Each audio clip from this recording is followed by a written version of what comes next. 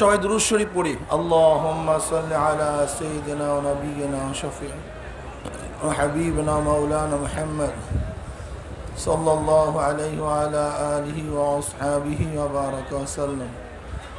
আল্লাহুম্মা সাল্লি আলা সাইয়্যিদিনা ওয়া নাবিয়িনা ওয়া শাফিঈনা ওয়া হাবিবিনা মাওলানা মুহাম্মদ সাল্লাল্লাহু আলাইহি ওয়া আলা আলিহি ওয়া আসহাবিহি ওয়া বারাকা ওয়া সাল্লাম।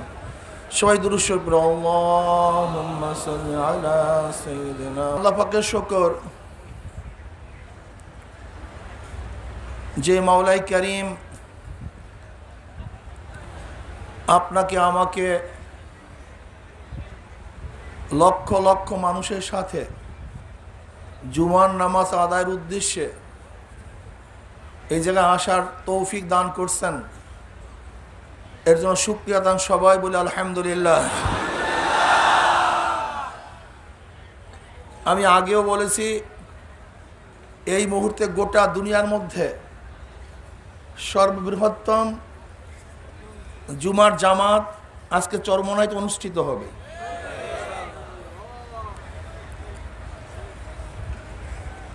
সমস্ত দিনগুলির মধ্যে শুক্রবার দিন সর্বশ্রেষ্ঠ দিন, সবচেয়ে মানুষের মধ্যে দামি হলো মোমেন, সর্বশ্রেষ্ঠ মানুষ হলো মোমেন। এই মোমেনদের কারণেই দুনিয়ার অস্তিত্ব আছে। যদি মোমেন না থাকে তাহলে দুনিয়ার অস্তিত্বই থাকবে না। যেহেতু নবী আলাইহিসসালাতু ওয়াস সালাম ফরমান, লা তাকুমুস সাআহ হাত্তা ইয়াকুলু ফিল আরদি আল্লাহ আল্লাহ, ততক্ষণ পর্যন্ত কিয়ামত হবে না যতক্ষণ পর্যন্ত গোটা দুনিয়ার মধ্যে আল্লাহ আল্লাহ বলার মতো লোক একজন থাকবে। গোটা দুনিয়ার মধ্যে একজন ব্যক্তিও যতদিন পর্যন্ত আল্লাহকে আল্লাহ বলিয়া ডাক দেওয়ার মতো থাকবে ততদিন পর্যন্ত কিয়ামত হবে না।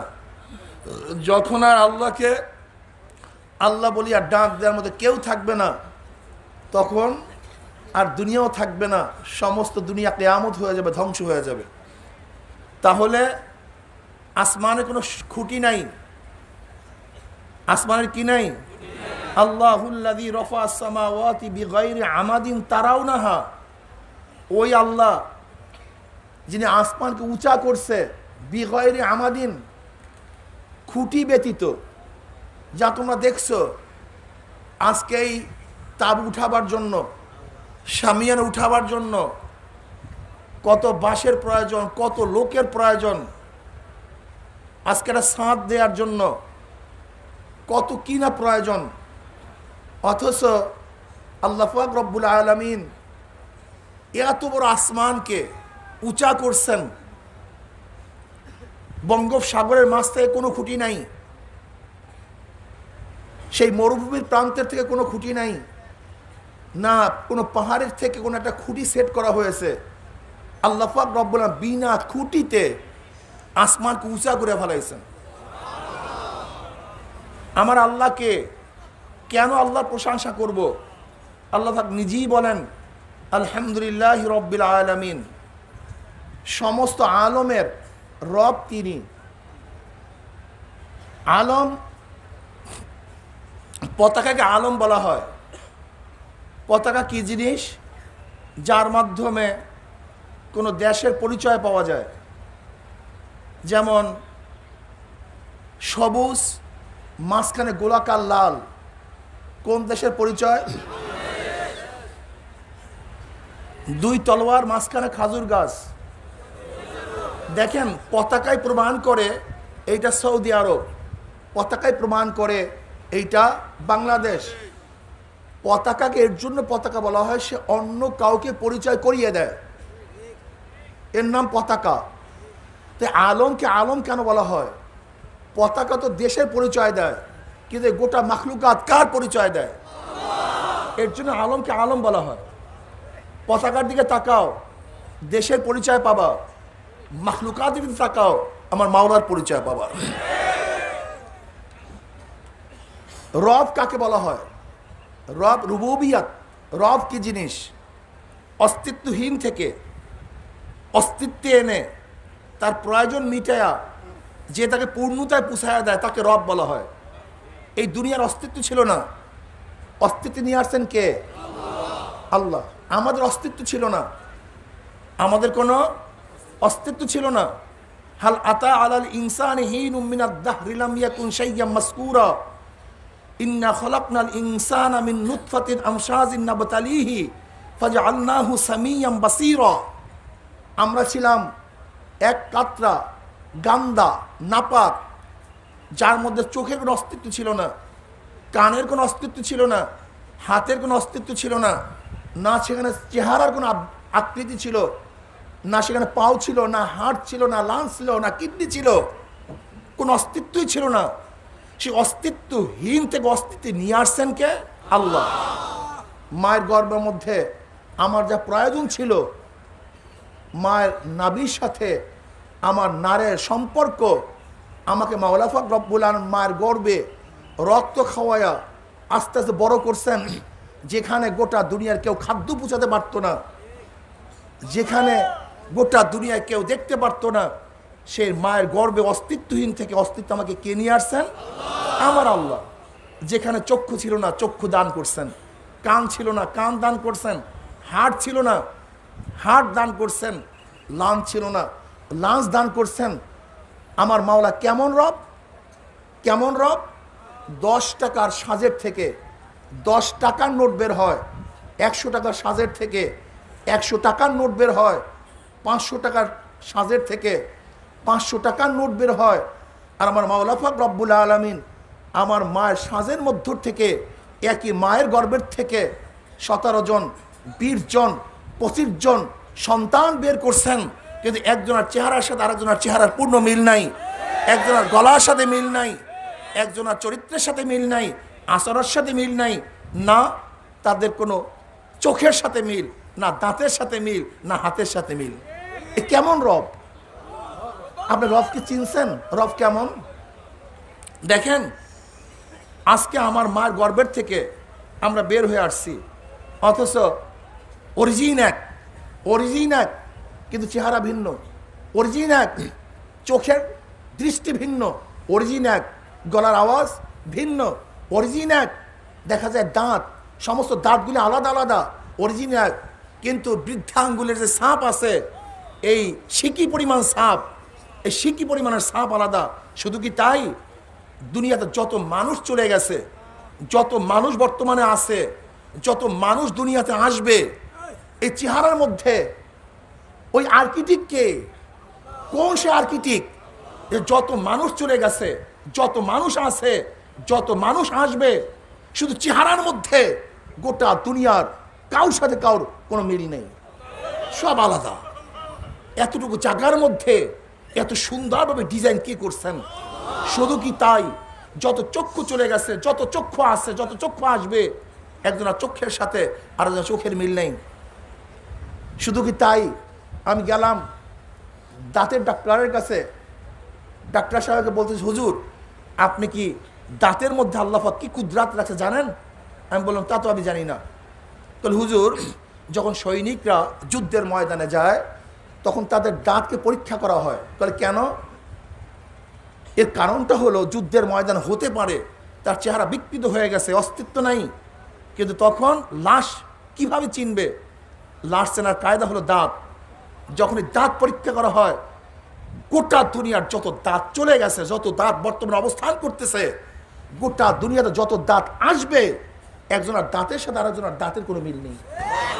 চিন্তাই করা যায় না, চিন্তা করা যায় না। আল্লাহকে, রবকে, রুবুবিয়াত কি চিন্তাই করা যায় না। শুধু কি তাই? কথা বলতেছি, এখান থেকে রগের থেকে কথা বের হইতেছে, মনে হয় যেন 2 রগ একই ডিজাইনের, অথচ আওয়াজ ভিন্ন। যে রগের থেকে আওয়াজ বের হয়, এ কেমন এক সত্তা, এমন কেমন রব যে গলার মধ্য থেকে এমন সুন্দর তার ফিট করছে, যে তারের মাধ্যমে আওয়াজ ভিন্ন হয়ে গেছে। আওয়াজ ভিন্ন, এক আওয়াজের সাথে আর এক আওয়াজের পূর্ণ কোনো মিল নেই। শুধু কি তাই? গোটা দুনিয়ার মধ্যে যত আঙ্গুল চলে গেছে, যত আঙ্গুল বর্তমানে আছে, যত আঙ্গুল গোটা দুনিয়ার মধ্যে আসবে, এই বৃদ্ধাঙ্গুলির মতো সিকি পরিমাণ জায়গা, আমাকে দেখান গোটা দুনিয়ার মধ্যে এমন কোন আর্কিটেক্ট আছে, ডিজাইনার আছে, এতটুকু জায়গার মধ্যে কি পরিমাণে রেখা দিতে পারবে আমাকে বলেন তো। সিকি পরিমাণ জায়গায়, এই সিকি পরিমাণ বৃদ্ধাঙ্গুলির জায়গার মধ্যে কি পরিমাণ রেখা দিতে পারবে? অথচ যত মানুষ চলে গেছে বৃদ্ধাঙ্গুলি নিয়ে, যত মানুষ অবস্থান করতেছে বৃদ্ধাঙ্গুলি নিয়ে, যত মানুষ দুনিয়াতে আসবে, একজন আর এই সিকি পরিমাণ আঙ্গুলের সাপের সাথে আরেকজনের আঙ্গুলের সাপের পূর্ণ মিল নেই। আল্লাহ পাক নিজে অফি আনফুসিকুম আফালা তুবসিরুন, আমি তো তোর মধ্যেই আছি, তুই কেন দেখোস না? তুই দেখোস না কেন? ঘটনা কি? তুই কোথায় খোঁজ করো আমাকে? আমি তোর মধ্যেই আছি। দেখেন আমার মাওলা পাক রব্বুল আলামিন তোমাকে আমাকে কিভাবে সৃষ্টি করেছেন যা চিন্তাও করা যায় না। আমার মাওলা এমনি প্রশংসা চায় না। আলহামদুলিল্লাহ, ইস্তেগরাক, জেন্স ইস্তেগরাক, যত প্রশংসা আছে সমস্ত প্রশংসার দাবিদার একমাত্র কে? আল্লাহ, অন্য কেউ না। হ্যাঁ, বলতে পারেন বিল্ডিং এত সুন্দর না, বিল্ডিং সুন্দর না, এত চুন ছুকরি এ তো পড়েছিল রাস্তার মধ্যে। আজকে তো সৌন্দর্যটা কে দান করছে? ওই যে দেখা যায় যে ব্যক্তি ইঞ্জিনিয়ার রাজ, সে এত সুন্দর একটা বিল্ডিং এর ডিজাইন করছে। এখন প্রশ্ন হলো এই ইঞ্জিনিয়ারের মধ্যে, এই রাজের মধ্যে এত সুন্দর মেধা কে দান করছে? অন্য কেউ না, সেই মেধা দান করছে আমার মাওলা। তিনি হলো প্রশংসার দাবিদার, অন্য কেউ প্রশংসার দাবিদার নয়। আলহামদুলিল্লাহ রাব্বিল আলামিন, আলহামদুলিল্লাহ, সমস্ত প্রশংসা মালিককে আল্লাহ। কে সে? রব্বিল আলামিন, যে গোটা আলমের আলম, গোটা আলম, আলম আলমের বহু বছর আলামিন। তার মানে কি হলো? তার মানে হলো প্রত্যেকটা মানুষ এক একটা আলম, প্রত্যেকটা চক্ষুকে একটা আলম, প্রত্যেকটা জবান এক একটা আলম, প্রত্যেকটা হাতের সাব এক একটা আলম, প্রত্যেকটা গাছ এক একটা আলম, প্রত্যেকটা ফল এক একটা আলম, তারকাগুলি আলম, প্রত্যেকটা সূর্য আলম, প্রত্যেকটা চন্দ্র আলম, আসমান আলম, এই জমিন আলম, প্রত্যেকটা মাছ আলম, গোটা মাখলুকাত আলম। একটা মাখলুকাতের তাকাইলে আমার মাওলার পরিচয় মিলা যায়। যে কোনো একটা মাখলুকাতের তাকাও, কার পরিচয় পাওয়া যাবে? মাওলার পরিচয় পাওয়া যাবে। এটা কিভাবে বানালো? কিভাবে সম্ভব? কোথার থেকে আসছে? কিভাবে আসে? রব্বিল আলামিন আর রহমান রহিম, তিনি রহমান, তিনি রহিম, মালিক ইয়াউমিদ্দিন, তিনি শেষ দিনের মালিক। আল্লাহ পাক রব্বুল আলামিন এই আয়াতের মধ্যে প্রথম চারটা নাম তার উল্লেখ করেছেন। আল্লাহ, রব, রহমান, রহিম, মালিক, পাঁচটা। আল্লাহ পাকের জাত সহ পাঁচটা নাম উল্লেখ করেছেন। আলহামদুলিল্লাহ হি রব্বিল আলামিন, আর রহমানির রহিম, মালিকি ইয়াউমিদ্দিন। রব, রহমান, রহিম, মালিক এবং আল্লাহ পাকের জাতি নাম আল্লাহ শব্দ উল্লেখ করেছেন। এর মধ্যে কত সুন্দর কথা। বান্দা কি করতেছে? আমার মাওলা পাক প্রশংসা করতেছে। কে সে? রব্বিল আলামিন, যিনি গোটা আলমের প্রতিপালক, পালনকর্তা, যার যা প্রয়োজন আমার মাওলা পাক রব্বুল আলামিন তাকে তা দান করেন। মুসা আলাইহিস সালাতু ওয়াস সালাম একদিন যাইতেছেন, হঠাৎ তার মনে পড়ছে আমা মিন দাব্বাতিন ফিল আরদি ইল্লা আলাল্লাহি রিজকুহা, গোটা মাখলুকাতের রিজকের ব্যবস্থা আল্লাহ পাক করেন কিভাবে? পদ্ধতিটা কি? কিভাবে করেন? আল্লাহ পাক রব্বুল আলামিন মুসাকে বলেন, মুসা, তোর হাতের মধ্যে যে লাঠি আছে সেই লাঠি দিয়ে তোর সামনে যে পাথর আছে পাথরে আঘাত কর। মুসা আলাইহিস সালাতু ওয়াস সালাম যখন লাঠি দিয়ে পাথরে আঘাত করলেন, পাথর ভাগ হয়ে গেছে। দেখে সেই পাথরের মধ্যে একটা পোকা, যার মুখের মধ্যে সবুজ একটা ঘাস। পাথরের মধ্যে পোকা, সেই পোকার মধ্যে এই সবুজ ঘাসের ব্যবস্থা কে করছে? অন্য কেউ না, অন্য কেউ না। ওই পাথরের মধ্যে সবুজ ঘাসের ব্যবস্থা করছে আমার আল্লাহ। রব, গোটা আলমের রব তিনি, তিনি রহমান, তিনি রহিম। তার দয়ার কারণে আমরা বেঁচে আছি, তার দয়ার কারণে অস্তিত্ব আছে। যদি তার দয়া না থাকতো, রহমান না থাকতো, রহিমের সিফাত তার মধ্যে না থাকতো, আমরা যে অপকর্ম করি, আমরা যে অপদার্থ, আমরা যে নাফরমান, এক সেকেন্ডের জন্য আমাদের থাকার কোনো অধিকার দুনিয়ার মধ্যে নাই। রহমানের গুণের কারণে, রহিমের গুণের কারণে আল্লাহ পাক রব্বুল আলামিন আজও আমাদেরকে রাখছেন, আমাদের অস্তিত্ব আছে। আমার রহমান বেহদ মেহেরবান, বেহদ মেহেরবান। আমার মাওলা পাকের রহমানের দয়ার কোনো শেষ নাই, কোনো সীমা নাই। তিনি দুনিয়ারও রহমত, আখিরাতুর রহমত। আমার মাওলা কেমন মেহেরবান দেখেন। আমার মাওলা পাক রব্বুল আলামিন দুনিয়ার রিজিকের ব্যাপারে কোনো ভেদাভেদ করেন নেই। সবার জন্য রিজিককে আম করে দিচ্ছেন। রিজিককে আম, যে আল্লাহওয়ালা তার জমিতেও যেই ফসল হয়, যে নাফরমান কাফের তার জমিতে একই ফসল হয়। যে কাফের তার জমির মধ্যে যে বৃষ্টি, যে মোমেন তার জমির মধ্যে একই বৃষ্টি। যে কাফের তার জমিনের থেকে যেই পানি উঠে, যে বেঈমান তার জমিনের মধ্য থেকে একই পানি ওঠে, নাকি ভিন্ন ওঠে? শুধু কি তাই, নবী ইব্রাহিম আলাইহিস সালাতু ওয়াস সালামের আদত ছিল, নিয়ম ছিল, মেহমান ছাড়া তিনি খানা খাইতেন না। তার দস্তরখানে মেহমানের প্রয়োজন থাকতো, মেহমান নিয়ে আসতো। একদিন কোনো মেহমান পায় না, কোন মেহমান পায় না, বের হয়েছেন মেহমানের তালাশ। একজন মেহমান পাইছে, তাকে নিয়ে আসছে ভিক্ষুক, দস্তরখানে বসছে। নবী ইব্রাহিম আলাইহিস সালাতু ওয়াস সালাম বিসমিল্লাহির রহমানির রহিম বলিয়া খানা শুরু করছে। আর মেহমান বিসমিল্লাতুল উজ্জা, তার ভূতের নামে, মূর্তির নামে খানা শুরু করছে। কার সামনে? নবী ইব্রাহিম আলাইহিস সালাতু ওয়াস সালামের সামনে। নবী ইব্রাহিম আলাইহিস সালাম ক্ষিপ্ত হয়ে গেছে যে আমার সামনে তুমি মূর্তির নামে খানা শুরু করছো, শিরক করতেছো আমার সামনে। তারা সমস্ত নবীর তৌহিদবাদী। মনে রাখতে হবে সমস্ত নবীদের আকীদা এক। কোন নবীদের আকীদার মধ্যে কোনো পার্থক্য নাই, শরিয়াতের মধ্যে পার্থক্য, কিন্তু সমস্ত নবীদের আকীদা বিশ্বাস এক।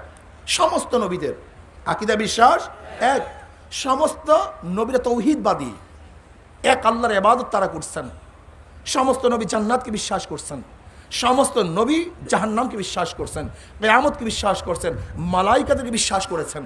সমস্ত নবীদের ঈমানের মধ্যে কোনো পার্থক্য নাই। সমস্ত নবীদের ঈমান এক, অভিন্ন। এর জন্য তাদের সমস্ত দিন এক।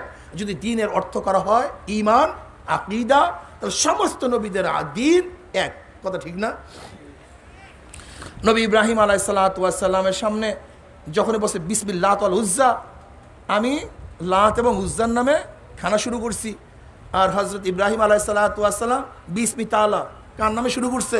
আল্লাহর নামে। এখন ইব্রাহিম আলাইহিস সালাতু ওয়াস সালাম বলতেছে ভাগো এখান থেকে। যদি আল্লাহর নামে খানা না খাও তাহলে আমার দস্তরখানে খানা খেতে পারবা না, আল্লাহর নামে খানা খেতে হবে।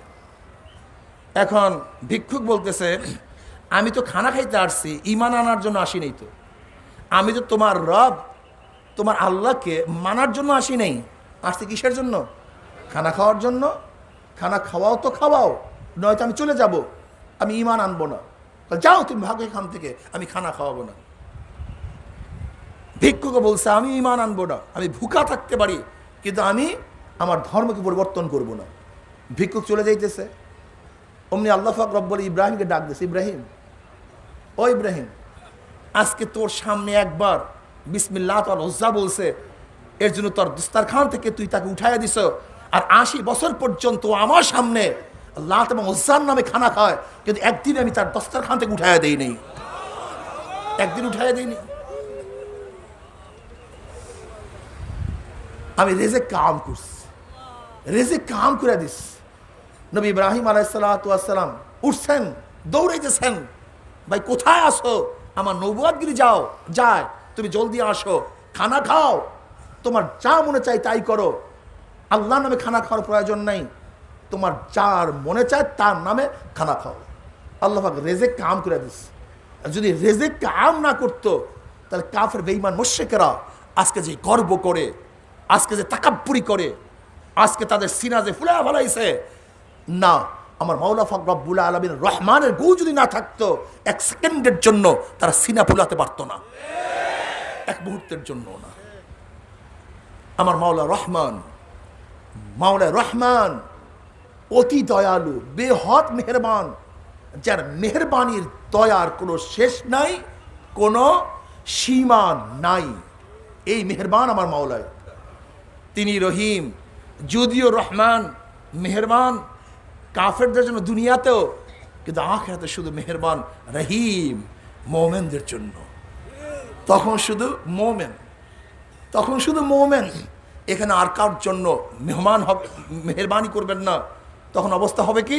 মালিক ইয়াউমিদ্দিন লিমানিল মুলকুল ইয়াউম লিল্লাহি ওয়াহিদিল কাহ্হার।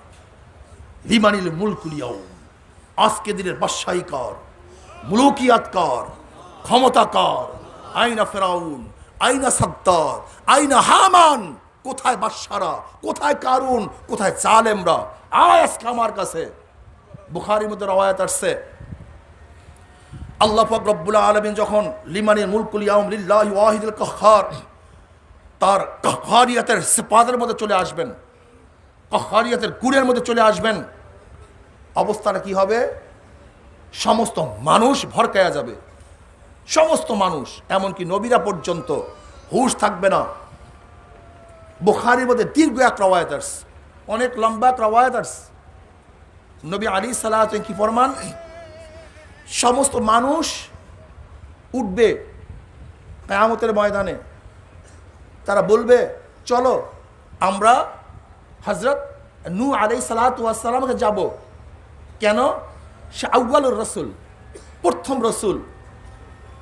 আমরা তার কাছে বলবো যে আল্লাহর কাছে যেন সুপারিশ করে বিচার শুরু করার জন্য। বিচার কি হবে দেখার দরকার নেই, বিচার কি হবে এর প্রয়োজন নাই, আগে বিচার শুরু করুক, বিচার শুরু করুক। আল্লাহর কাছে আমরা ফরিয়াদ করার জন্য নবী নূহ আলাইহিস সালাতু ওয়াস সালামে যাব। দেখেন কিয়ামতের ভয়াবহ অবস্থাটা কি, কি হবে না না হবে তা পরের কথা, আগে বিচার হয়ে যাক। সমস্ত উম্মত যাবে, যাবে নবী নূহ আলাইহিস সালাতু ওয়াস সালামের কাছে, গিয়া বলবে নবী নূহ আমাদের জন্য সুপারিশ করেন যেন আল্লাহ পাক কি শুরু করে? জান্নাত জাহান্নাম পড়ে, জান্নাত জাহান্নাম সব পড়ে, আগে বিচার শুরু হয়ে যাক। কিয়ামতের ভয়াবহ অবস্থা সহ্য করার মতো না, বিচার করতে যেন আল্লাহ পাক রব্বুল আলামিন শুরু করেন, সুপারিশ করেন। সমস্ত উম্মত নবী নূহ আলাইহিস সালাতু ওয়াস সালামের যাবে। নবী নূহ আলাইহিস সালাতু ওয়াস সালাম বলবে লিমানিল মুলকুল ইয়াউম লিল্লাহি ওয়াহিদুল কাহ্হার।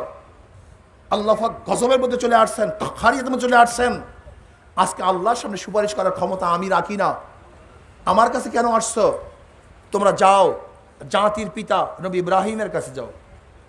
সবাই আসবে নবী ইব্রাহিম আলাইহিস সালাতু ওয়াস সালামের কাছে। নবী ইব্রাহিম আলাইহিস সালাতু ওয়াস সালাম বলবেন আজকে আল্লাহর সামনে সুপারিশ করার ক্ষমতা আমি রাখি না, তোমরা যাও হযরত মূসা যিনি কালিমুল্লাহ, যে আল্লাহর সাথে কথা বলছেন, তার কাছে চলে যাও, সে আল্লাহর কাছে সুপারিশ করবে। সমস্ত মানুষ নবী মূসা আলাইহিস সালাতু ওয়াস সালাম যাবে যে আপনি আল্লাহর সাথে কথা বলছেন, আপনি আজকে আল্লাহর সাথে সুপারিশ করেন যদি আল্লাহ পাক বিচার কার্য শুরু করেন। তাহলে আজকের দিনে আল্লাহ পাকের সামনে সুপারিশ করার ক্ষমতা আমি রাখি না, তোমরা যাও রুহুল্লাহ, যে আল্লাহর রূহ নবী ঈসার কাছে। সবাই যাবে নবী ঈসার কাছে। কিন্তু আজকের দিনে আল্লাহর সামনে সুপারিশ করার ক্ষমতা আমি রাখি না, তোমরা চলে যাও আমাদের বাবা আদমের কাছে। সবাই যাবে বাবা আদমের কাছে, বলবে আমার কাছে আসছো কেন, কিসের জন্য আমার কাছে আসছো? তোমরা যাও, আজকে আমি আল্লাহর সামনে সুপারিশ করার ক্ষমতা রাখি না। আখির নবী সরদার দু আলম সাইয়্যিদুল আম্বিয়া মুহাম্মদ আরবির কাছে চলে যাও। সমস্ত উম্মত নবী আলাইহিস সালাতু ওয়াস সালামের কাছে যাবে।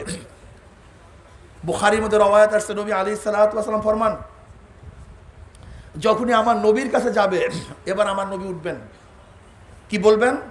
এবার জায়গা মতো আস। আজকে দিনের আল্লাহর সামনে সুপারিশ করার ক্ষমতা আল্লাহ পাক কাউকে দেয় নাই। এই ক্ষমতা আল্লাহ পাক রব্বুল আলামিন শুধু আমাকেই দান করছে, অন্য কাউকে এই ক্ষমতা দেওয়া হয়নি। নবী আলাইহিস সালাতু উঠবেন, নবী নিজে বলেন আমি উঠব, আমি আল্লাহর সামনে গিয়ে আরশের সামনে সেজদায় পড়ে যাব। তখন আল্লাহ পাক রব্বুল আলামিন আমাকে দোয়া শিক্ষা দিবেন, যে দোয়া এখন আমি জানি না, ওই সময় শিক্ষা দেওয়া হবে। আমি ওই দোয়ার মাধ্যমে আল্লাহর কাছে সুপারিশ করব, আল্লাহ পাক রব্বুল আলামিন আমার সুপারিশকে কবুল করবেন। বলবে ইরফা আসাক, তোমার মাথা উঠাও, ইশফা তুশাফা, তুমি যে সুপারিশ করবা আমি তোমার সুপারিশকে গ্রহণ করব। তৎকালীন সময়ও আল্লাহ পাক রব্বুল মুখতারি কুল, আমার নবীকে মুখতারি কুল বানাবেন না, এই কথা বলবেন না তোমার মনে যা চাই তুমি তা করো না, তুমি চাবা দেব আমি, তুমি যা চাইতে পারো চাইতে থাকো, আমি যা দেওয়ার সব দিয়ে দেব। মুখতারি কুল। সমস্ত ক্ষমতার অধিকারী কে? একমাত্র আল্লাহ, অন্য কেউ না, মনে রাখতে হবে।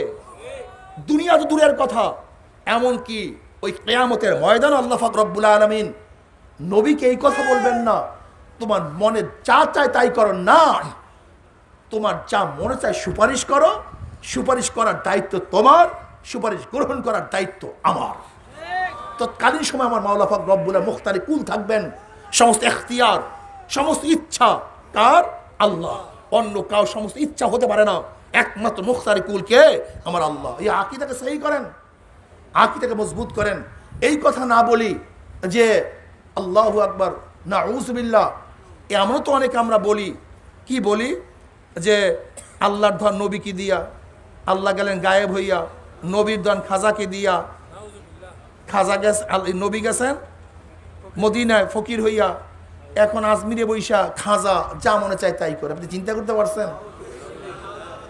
শিরক, ডাইরেক্ট শিরক। এই কথা বলার সাথে সাথে ব্যক্তি কি হয়ে যাবে? মুশরিক হয়ে যাবে, মুরতাদ হয়ে যাবে।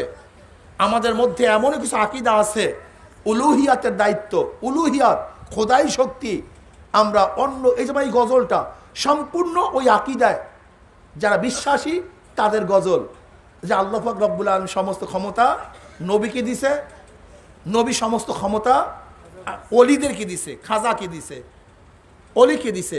কাজী এখন আল্লাহর কাছে চাওয়ার প্রয়োজন নাই, তোমরা ওই যার মধ্যে খোদাই গুণ আছে তার কাছে চাও, সে তোমাদের সব দিয়া দিবে। এই আকীদা কাদের থেকে হইছে? মুশরিকদের থেকে। যেরকম মুশরিকরা খালেক মানে, সৃষ্টিকর্তা মানে, কিন্তু সমস্ত ক্ষমতার অধিকারী তারা মানে না। তারা মনে করে ঝোলা কলার বসন্ত এর থেকে মুক্তি দেওয়ার ক্ষমতা কালীর মধ্যে আছে, বিদ্যা বুদ্ধি দেওয়ার ক্ষমতা সরস্বতীর কাছে আছে, আপনার ধনী বানানো এবং না বানানোর ক্ষমতা গণেশের কাছে আছে, ধর্মের বিরুদ্ধে যত শত্রু মোকাবেলা করার ক্ষমতা দেবীর মধ্যে আছে, সাপে কাটিয়া মারা এবং না মারার ক্ষমতা মনসা দেবীর মধ্যে আছে, আগুনে পোড়াইয়া মারা এবং না মারার ক্ষমতা অগ্নিদেবীর কাছে আছে। যেহেতু সমস্ত ক্ষমতা ভাগ হয়ে গেছে, কাজী যার কাছে যেই ক্ষমতা আছে তার থেকে সেই জিনিস অর্জন করতে হবে। এই বিশ্বাসের কারণেই হিন্দুরা কালীর সামনে মাথা নত করে, দেবীর সামনে মাথা নত করে, সাপের সামনে মাথা নত করে, আগুনের সামনে মাথা নত করে। ঠিক এই মুশরিকদের আকীদার থেকে, বিশ্বাস থেকে আমাদেরও নাউযুবিল্লাহ নামধারী কিছু মুসলমানের মধ্যে এই ক্ষমতা চলে আসছে। আল্লাহ পাক রব্বুল আলামিন অমুকের মধ্যে এই ক্ষমতা দিয়া দিছে, কাজী তুমি যদি তাকে সন্তুষ্টি উঠতে পারো, তাকে সন্তুষ্টি উঠতে পারো, তাহলে তুমি ধনী হয়ে যাবা, তোমার বাচ্চা হয়ে যাবে, তুমি অসুস্থ থাকবে না, সুস্থ হয়ে যাবা, তোমার পদোন্নতি হয়ে যাবে, তোমার হেদায়েত পেয়ে যাবা, তুমি জাহান্নাম থেকে নাজাত পেয়ে যাবা, জান্নাতে চলে যাবা। ঠিক হিন্দুদের যে শিরকি আকীদা, ওই শিরকি আকীদার থেকে আমাদের মুসলমানদের মধ্যে বিশ্বাস ঢুকানো হয়েছে যে অলিদের কাছে এই ক্ষমতা আছে, কাজে তাকে যদি তপস্যা করতে পারো, সিজদা করতে পারো, চাইতে পারো, তাহলে তুমি সমস্ত কিছু পেয়ে যাবা। কাজে আল্লাহর কাছে চাওয়ার প্রয়োজন নেই, তুমি অলির কাছে চাও, অলি তোমাকে সব কিছু দিয়ে দিবে। জোরে বলেন নাউযুবিল্লাহি মিন যালিক। কিন্তু কিয়ামতের ময়দানও জনাব মুহাম্মদ রাসূলুল্লাহ সাল্লাল্লাহু আলাইহি ওয়াসাল্লামকে আল্লাহ পাক এই কথা বলবেন না, হে আমার নবী, তোমাকে আমি ক্ষমতা দিয়ে দিলাম, তোমার মনে যা চায় তাই তুমি করো, না। তখন আবার ইশফা তুশাফা, সুপারিশ করো, কিন্তু সুপারিশ গ্রহণ আমি করব, অন্য কেউ না। আমি মুখতারি কুল, আমি একমাত্র মুখতারি কুল, আমি আল্লাহ যিনি মুখতারি কুল, সমস্ত ক্ষমতার মালিক।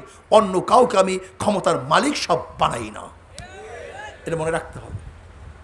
মালিক ইয়াউমিদ্দিন, কিয়ামতের ময়দানের মালিক কে?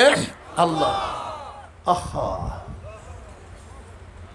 ইয়াকা না'বুদু, মজার কথা।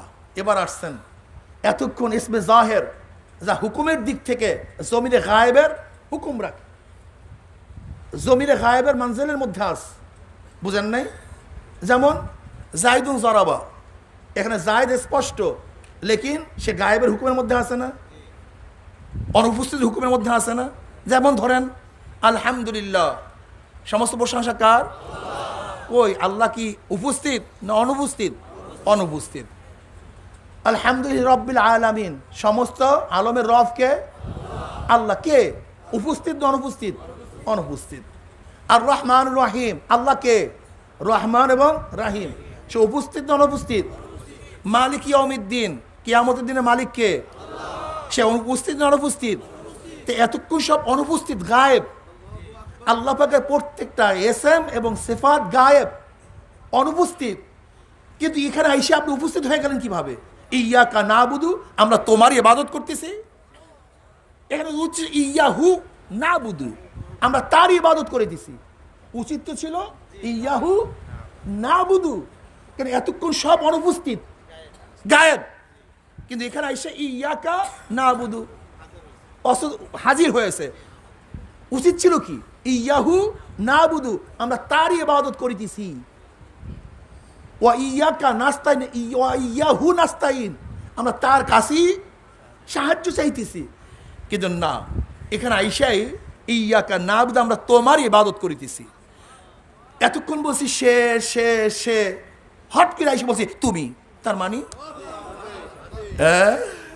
মজার কথা, অনেক দামি কথা, অনেক প্রেমের কথা, অনেক গভীরের কথা, অনেক গভীরের কথা মনে রাখতে হবে। দেখেন, তিনটা হালাত হয়। কয়টা হালাত হয়? সালেক, আরেফ, ওয়াসেল। সালেক, আরেফ, ওয়াসেল, এই তিন ধরনের হালাত বান্দার মধ্যে পয়দা হয়। সালেক কাকে বলা হয়? যে খারাপ কাজ থেকে নিজে হেফাজত করে ভালো ভালো আখলাক গুণ অর্জন করছে। আখলাকে হামিদা, কথা ঠিক না? আফআলের রাজিলার পরিবর্তে আখলাকে হামিদা, যে খারাপ গুণকে বাদ দিয়ে সুন্দর সুন্দর গুণ অর্জন করছে, একে বলা হয় সালেক। একে কি বলা হয়? সালেক। আরেফ, আরেফকে যে দুনিয়ার সমস্ত সংস্রব, দুনিয়ার সমস্ত জিনিসকে ত্যাগ করে আল্লাহর পথে রওনা করছে, সত্তাকে পাওয়ার জন্য রওনা করছে, তাকে বলা হয় আরেফ। ওয়াসেলকে, ওয়াসেল হলো যে আল্লাহ নূরের মধ্যে ডুব মারছে। অতাবাত্তাল ইলাইহি তাবতিলা, অতাবাত্তাল ইলাইহি তাবতিলা, এর মধ্যে আর কোনো ডাইন নাই, বাম নাই, সামনে নাই, পিছনে নাই। প্রথম ইয়াকা নাবুদু আগ পর্যন্ত দুই ধরনের মানুষের বর্ণনা হয়েছে, যারা আল্লাহ পাকের গুণকীর্তন, সেফাত, জিকির, আসকার, ফেকের এর মাধ্যমে আমার মাওলা পাক রব্বুল আলামিনের অস্তিত্ব পেয়ে গেছে।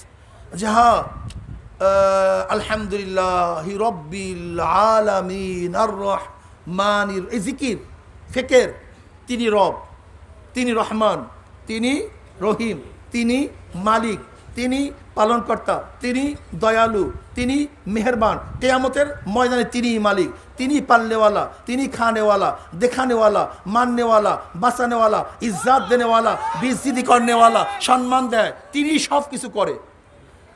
কি আসমানকে সৃষ্টি করে তিনি, জমিনকে তিনি, সব কিছু তিনি তিনি তিনি তিনি তিনি তিনি জিকির করতে করতে করতে করতে, তার স্মরণ করতে করতে, তার সম্পর্কে গবেষণা করতে করতে মনে হয় যেন যার এতক্ষণ স্মরণ করছি, জিকির ফিকির করার কারণে সে আমার কাছে হাজির হয়ে গেছে। এখন আমার মধ্যে চলে আসছে ইয়াকা নাবুদু, আমি তোমার ইবাদত করতেছি। এখন তুমি আর অনুপস্থিত নাই, এখন তুমি আর অনুপস্থিত নও, তুমি আমার সামনে। ইয়াকা নাবুদু, মুশাহাদা, এই মুশাহাদা চলে আসছে, মুশাহাদা চলে আসছে। এর জন্য আল্লামা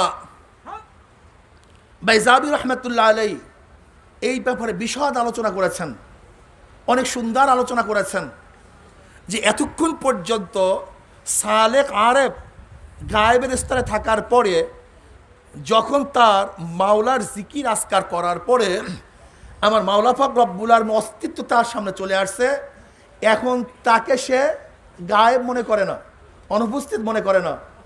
এখন ইয়াকা নাবুদু, মওলা আমি তোমারই তো ইবাদত করিতেছি। নাবুদু মুআব্বাদ, মুআব্বাদ তরিকুল মুআব্বাদ, এখান থেকে ইবাদত শব্দের অর্থ কি? ইবাদত শব্দের অর্থ কি? ইবাদত শব্দ মুআব্বাদ থেকে, তরিকুল মুআব্বাদ, পদধলিত রাস্তার থেকে ইবাদত শব্দ আসছে।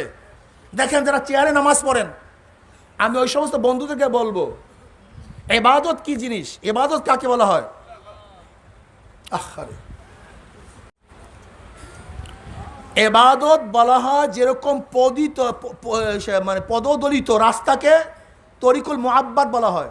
পদদলিত যার মধ্যে মানুষ কি হাঁটে, পাও দিয়া চলে, তাকে বলা হয় তরিকুল মুআব্বাদ।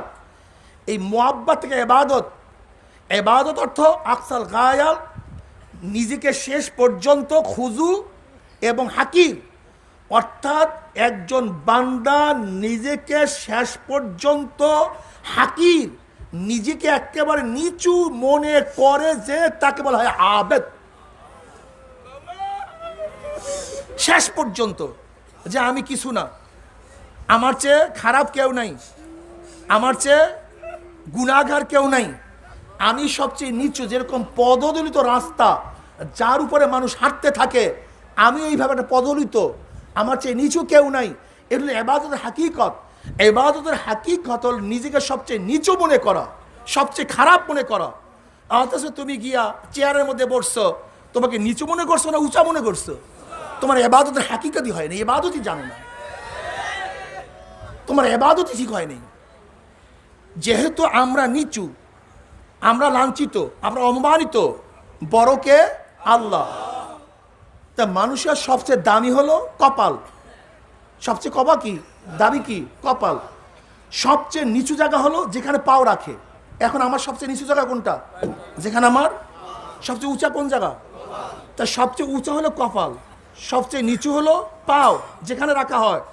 তা আমার উঁচাকে সবচেয়ে নিচের জায়গায় ঠেকাইয়া আমি প্রমাণ করতে চাই আমি উঁচা না, আমি হলাম সবচেয়ে নিচা, তুমি সবচেয়ে বড়। এর জন্য আমার অস্তিত্বকে মিটাইয়া তোমার সামনে পড়িয়া গেলাম। তাজাল্লুল, নিজেকে সবচেয়ে জলিল এবং হাকির বানানোর নাম ইবাদত। জলিল, আমার চেয়ে খারাপ কেউ নেই, আমার চেয়ে নিচু কেউ নেই। এর জন্য আমার উঁচা জায়গাকে নিচের জায়গায় ঠেকাইয়া আমি আল্লাহর সামনে সেজদায় পড়িয়া যাই, মালা তুমি সবচেয়ে বড়, আমি কিছু না। আর তোমার ইবাদতের অবস্থা কি? গিয়ে তুমি চেয়ারে বসছো, তোমার ইবাদতের হাকিকত তোমার জানা নেই, তোমার ইবাদতই হয় না। ইবাদত তুমি জানো না, এর নাম ইবাদত না। তুমি ইবাদতের জিনিসটাই জানো না। তুমি ভাবছো কি যে ইবাদত অর্থ আমি দাঁড়াইয়া আল্লাহর সামনে চেয়ারে বসে এটা বক্তৃতা করে আসবো, এর নাম ইবাদত না। ইবাদত ভিন্ন জিনিস।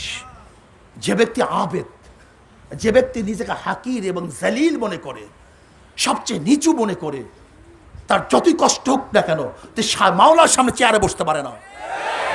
সে মাওলার সামনে চেয়ারে বসতে পারে না, হয় না। এটা ইবাদতের খেলাফ, তরিকুল মুআব্বাদের খেলাফ। ইবাদত শব্দের অর্থই হলো নিজেকে লাঞ্ছিত করা, অপমানিত করা, ছোট মনে করা। আর সেখানে তুমি চেয়ারে গিয়ে আরে সুবহানাল্লাহ, মনে হয় যেন সে আল্লাহকে এখন বক্তৃতা করে শুনাইবে, চেয়ারে বসছে। আচ্ছা দেখেন, লক্ষ লক্ষ লক্ষ লক্ষ মানুষ এখানে, কই একটাও তো চেয়ার নেই। তো ছোট্ট একটা পাড়ার মসজিদের মধ্যে এত চেয়ার আসলো কোথার থেকে? ঘটনা কি আমাকে বলেন তো? এই লক্ষ লক্ষ মানুষ, একটা চেয়ার এখানে নাই। কিন্তু তুমি ফট কইরা এই একটা মসজিদের মধ্যে গ্যালারি বানাইলে কিভাবে? এত গ্যালারি। নামাজ পড়তে যাও না আল্লাহর সাথে ফাইজলামি করতে যাও? হ্যাঁ, তুমি নামাজ পড়তে যাও না ফাইজলামি করতে যাও? যদি তুমি আবেদ হইতে, আবেদ তরিকুল মুআব্বাদ থেকে আবেদ, তুমি যদি আবেদ হইতা তাহলে নিশ্চয়ই তুমি আল্লাহর সামনে চেয়ারে বসতে পারত না। তোমার মনের মধ্যে বারবার বাধা সৃষ্টি করতো, আমি আমার মালিকের সামনে চেয়ারে বসি কিভাবে, সম্ভব কিভাবে? এটা হতে পারে না। মালিক ইয়াউমিদ্দিন, ইয়্যাকা না'বুদু ওয়া ইয়্যাকা নাস্তাঈন। এবার ইহদিনাস সিরাতাল মুস্তাকিম, ইহদিনাস সিরাতাল। মাওলা, আমি তোমারই ইবাদত করিতেছি, করিব। এবার কি? ওয়া ইয়্যাকা নাস্তাঈন, আমি তোমার কাছে সাহায্য চাইতেছি। যখন আমার হাল পয়দা হয়ে গেছে, আমি তোমারই কাছে সাহায্য প্রার্থনা করিতেছি। এখন আল্লাহ পাক প্রশ্ন করছে, কি সাহায্য চাও? তুই চাও কি আমার কাছে? তুই আমার কাছে চাও কি? যখন ভাব এইভাবে পয়দা, তোমরা যে নামাজ পড়ো লামুসাবিদের এই হালাত পয়দা হবে কিভাবে? তারা তো হাত মারবে কখন এই চিন্তা আছে। লামুজাহাবিরা তো জামাতে গিয়ে চিন্তা করতে আছে আমরা এখানে হাজির আছি, আমিন জোরে বলবো কখন যে আমরা এখানে আছি। এ তো লামুজাহাবিরা দাঁড়ায় শুধু পাও সরাইতে থাকবে যে আমি লামুজাহাবি, তুমি পাও সরাও না কেন? ঈদের হালাত আর এই সূরা ফাতিহার হালাত এক না, যেহেতু আমার সময় নাই এই জন্য বিস্তারিত ব্যাখ্যা যাইতে পারতেছি না। ইয়াকা নাবুদু, আমরা তোমারই ইবাদত করিতেছি, করিব। ইয়াকা হাসার, ইয়াকা হাসার, এখানে এসএমকে আগে নিয়ে আসা হইছে, ফেলকে পরে নিয়ে আসা হইছে। ইয়াকা নাবুদু, তোমারই ইবাদত করিতেছি, করিব। মুজারে দুই অর্থ দেয়, হাল মুস্তাকবেল। মসজিদে তোমার ইবাদত করিতেছি, মসজিদের বাইরে তোমারই ইবাদত করিব। এই মসজিদে তোমারই সাহায্য চাইতেছি, মসজিদের বাইরে তোমারই সাহায্য চাইব। আমি না, আমরা, আমি ইবাদত করি, আমার ছেলের মাধ্যমে ইবাদত করাবো। আমি ইবাদত করি, আমার মেয়ের মাধ্যমে ইবাদত করাবো। আমি ইবাদত করি, আমার ভাইয়ের মাধ্যমে ইবাদত করাবো। উচিত ছিল ইয়াকা আবুদু, আল্লাহ আমি তোমার ইবাদত করিতেছি, কিন্তু আল্লাহ পাক বহু বচন নিয়ে আসছেন আমরা। তার মানে কি, তোমার একার সেজদা আল্লাহ চায় না, তোমার ছেলের সেজদা আল্লাহ চায়। তোমার একার সেজদা আমার মাওলা চায় না, তোমার স্ত্রীর সেজদা আমার মাওলা চায়। তোমার একার সেজদা আমার মাওলা চায় না, তোমার ভাইয়েরও সেজদা আমার মাওলা চায়। তোমার একার সেজদা আমার মাওলা চায় না, তোমার কর্মচারীর সেজদা আমার মাওলা চায়। তোমার একার সেজদা মাওলা চায় না, তোমার ছাত্রদের সেজদা মাওলা চায়। তোমার একার সেজদা আমার মাওলা চায়, তোমার অধীনস্থ সবাই সেজদা আমার মাওলা চায়। ওই শেখ হাসিনার একার সেজদা মাওলা চায় না, গোটা জনগণ যেন মাওলাকে সেজদা দিতে পারে সেই ব্যবস্থা করতে হবে। ইয়াকা নাবুদু, ইয়াকা নাবুদু, হে কোম্পানির মালিক, তোমার একার সেজদা আমার মাওলা চায় না। তুমি যেরকম আল্লাহকে সেজদা করো, তোমার কোম্পানির মধ্যে যেই কর্মচারীরা আছে, ইয়াকা নাবুদু, আল্লাহ আমিও তোমার ইবাদত করিতেছি, আমার কর্মচারীর দ্বারাও তোমার ইবাদত করাইব। ইয়াকা নাবুদু ইহদিনাস সিরাতাল মুস্তাকিম।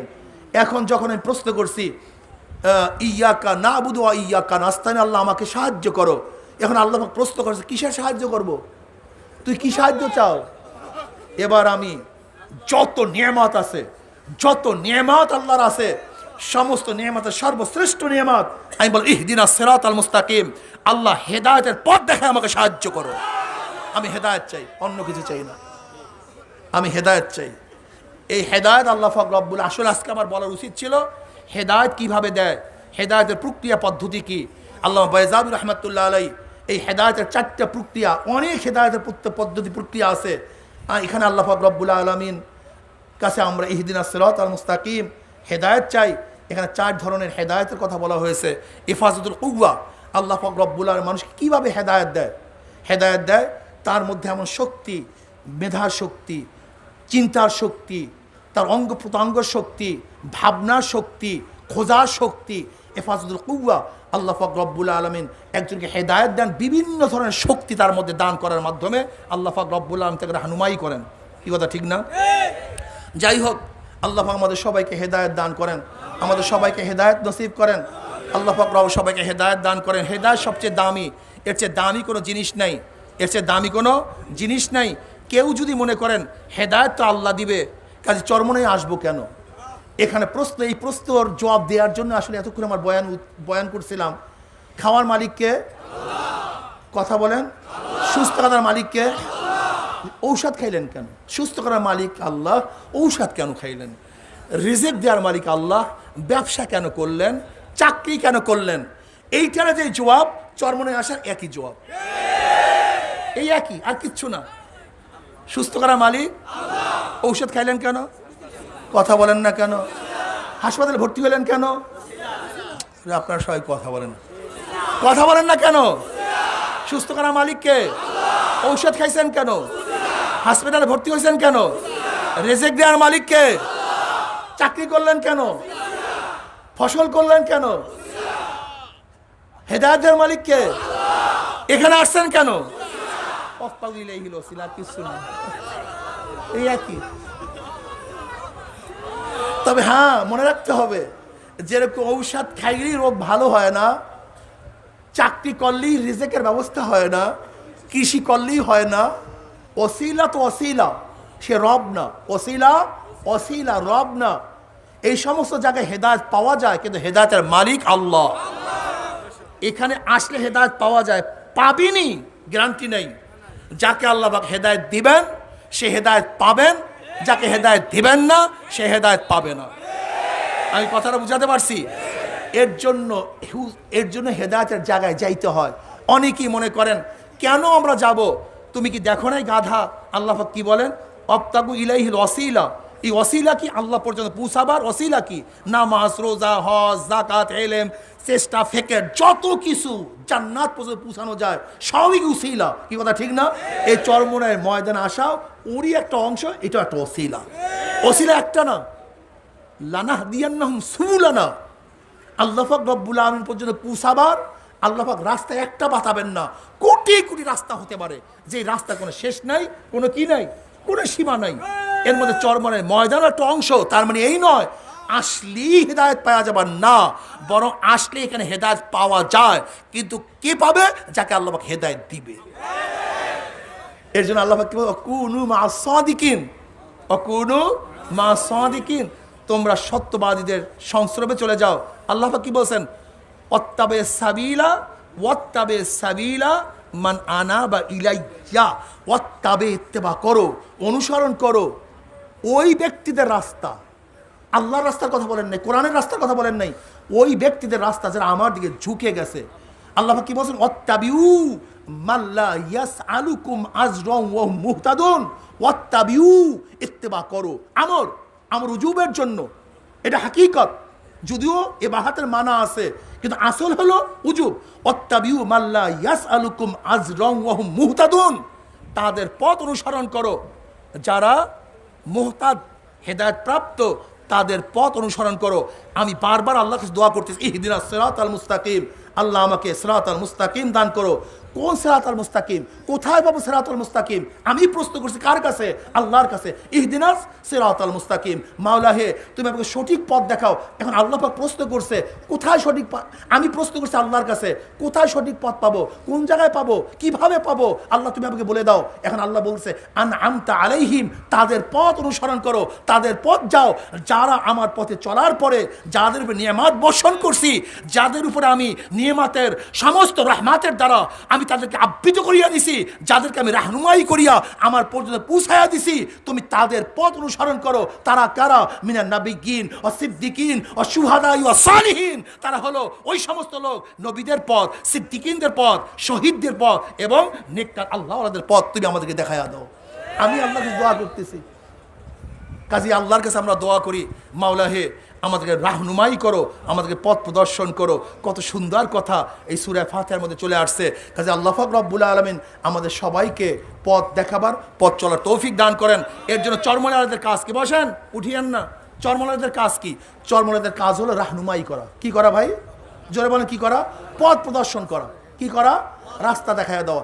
এর জন্য যত জায়গায় আল্লাহর পথ আছে, দ্বীনের পথ আছে, ইসলামের পথ আছে, ভালো পথ আছে, ওই পথগুলি চরমোনাইয়ারা দেখায়। যদি নির্বাচন, ভোট, এর মধ্যে কোনো খারাপ নাই থাকে, তাহলে ভালোই না থাকে, খারাপ না থাকে, তা চরমোনাইয়ারা এই ভোটের কথা বলতো না। যেহেতু এর মধ্যে ভালো এবং মন্দ আছে, এর জন্য চরমোনাইয়ারা এই পথ দেখায়, তোমার ভালোর দিকে যাও, খারাপের দিকে যাও না। কারণটা কি? ভোট শব্দের অর্থ সাক্ষী দেওয়া, ভোট শব্দের অর্থ সমর্থন করা, ভোট শব্দের অর্থ কি? সাহায্য করা। যতগুলি ক্যান্ডিডেট অংশগ্রহণ করেছে, আমি সাক্ষী দিচ্ছি এর মধ্যে সবচেয়ে ভালো ব্যক্তি এই, কাজে আমি তার পক্ষে সিল মারছি। আল্লাহ না করুক ক্যান্ডিডেটের মধ্যে যদি আল্লাহকে না মানার লোক হয়, আল্লাহকে না বিশ্বাস করার লোক হয়, চোর হয়, ডাকাত হয়, গুন্ডা হয়, মদখোর হয়, জুয়াখোর হয়, ইসলামের আদর্শের বিবর্জিত কোনো লোক হয়, আর তার পক্ষে সাক্ষী দিলে এখন তোমাকেই প্রশ্ন করতেছি তোমার ইমানের অবস্থা কি হবে। নাম্বার 1, ভোট মানে সাহায্য করা, সহযোগিতা করা। যেমন কোন খেয়ালার কাছে এক চোর গিয়া বলতেছে, ভাই আমি ওপারে যাব চুরি করার জন্য। খেয়ালা বলতেছে, না আমি মুসল্লি, আমি ভালো, আমি তাহাজ্জুদ গুজার, আমি তোমাকে পার করতে পারি ঠিকই, কিন্তু চুরির ভাগ নেব না। যেহেতু তুমি ইচ্ছা করছো চুরি করবা, যুবক মানুষ, ইচ্ছা করছোই যেহেতু, আর আমার খেয়া ব্যতীত তুমি চুরি করতে পারবা না, আমি পার করে ঠিকই দেব, কিন্তু অংশ নেব না। এখন যদি খেয়ালা ওই চোরকে চুরি করার জন্য খেয়া পার করে দেয়, খেয়ালার কোনো দোষ নেই। হ্যাঁ, এমনি চুরির ভাগ নেবে না। সে তাহাজ্জুদ গুজার, সে ইবাদতে মগ্ন, শুধু একটু নৌকা ধাক্কা দিয়া চুরি করার ব্যবস্থা করে দিয়েছে। কোনো গুনাহ আছে? ও আছে না, ঠিক না? ঠিক ভোট মানে সাহায্য করা, সহযোগিতা করা। তোমার ভোট ব্যতীত এই ব্যক্তি ভালো কাজ করতে পারতো না, মসজিদ বানাতে পারতো না, মাদ্রাসা বানাতে পারতো না, মানুষকে সাহায্য করতে পারতো না, সহযোগিতা করতে পারতো না, উপকার করতে পারতো না। কাজে তোমার সাহায্যের মাধ্যমে এই ব্যক্তি নির্বাচিত হয়ে যত ভালো কাজ করবে, তোমার সাহায্য ব্যতীত করতে পারতো না, সমস্ত অংশীদারি তুমি। কিন্তু তোমার ভোট পেয়ে যারা চুরি করবে, ডাকাতি করবে, লুচ্চামি করবে, গুন্ডামি করবে, খুন করবে, এর দায় দায়িত্ব তোমার নেই। তার কারণটা কি? তোমার ভোট ব্যতীত চুরি করতে, ডাকাতি করতে, ধর্ষণ করতে, জুলুম করতে, খুন করতে। কাজে তোমার ভোটের কারণে যত গুনাহ করবে তার অংশীদারিও তুমি।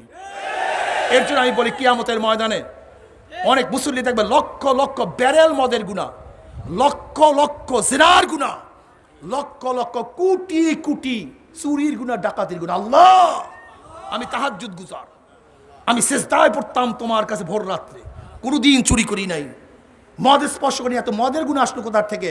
আল্লাহ বলে আমি ভালো মতো জানি। কিন্তু যাদেরকে ভোট দিয়ে ইসলামের 12টা বাজাইয়া দিছে, ইসলামকে জবাই দিছো, চুরির ব্যবস্থা করছো, কোরআনের বিরুদ্ধে আইন করার ব্যবস্থা করেছো, ইসলামের বিরুদ্ধে আইন করার ব্যবস্থা করেছো, তোর ভোট ব্যতীত সংসদের মধ্যে ইসলামের বিরুদ্ধে আইন পাশ করার ক্ষমতা কারোর ছিল না। কাজে তুই ভোট দিয়ে যত সংসদের মধ্যে আমার বিরুদ্ধে ইসলামের বিরুদ্ধে আইন পাশ করার ব্যবস্থা করে দিয়েছ, দেশের মালকে লুটপাট করছো, সমস্ত গুনাহ তোর আমল নামায় লিখে দিস। এখন আপনারা গিয়ে দেন ভোট, তাতে আমাদের কি আসা যায়? কিন্তু চরমনে আসবেন, এরা রাহনুমাই করবে, এরা আপনার চক্ষু উন্মোচন করবে যে এইটা ভালো, ও হাদাইনা ও নাস্তাইন। আল্লাহ পাক রব্বুল আলামিন দুইটা পথ দেখাইয়া দিছে, এটা জান্নাতের পথ, এটা জাহান্নামের পথ। এখন চলিয়া পারো না চলিয়া পারো, দেখার বিষয় তোমার। ভোট সবচেয়ে দামি বিষয়। খবরদার, খবরদার, এমন মানুষকে যদি সাক্ষী দান, এমন নীতি ও আদর্শের উপরে সিল মারেন, তাহলে আপনার অবস্থা কেরাসিন হয়ে যাবে, ঈমান থাকবে না, ইসলাম থাকবে না, আপনি খোদাদ্রোহী হয়ে যাবেন, জালেম হবেন, খুনি হবেন, খুনিদের অংশীদারি হবেন, তাদের সাহায্যকারী হবেন। কাজে আল্লাহ পাক রব্বুল আলামিন আমাদের সবাইকে সৎ পথে, সঠিক পথে চলার তৌফিক আল্লাহ পাক আমাকেও দান করেন, আমাদের সবাইকে দান করেন। এখন আমরা সবাই কবলাল জুমা 4 রাকাত সুন্নাত নামাজ আদায় করি।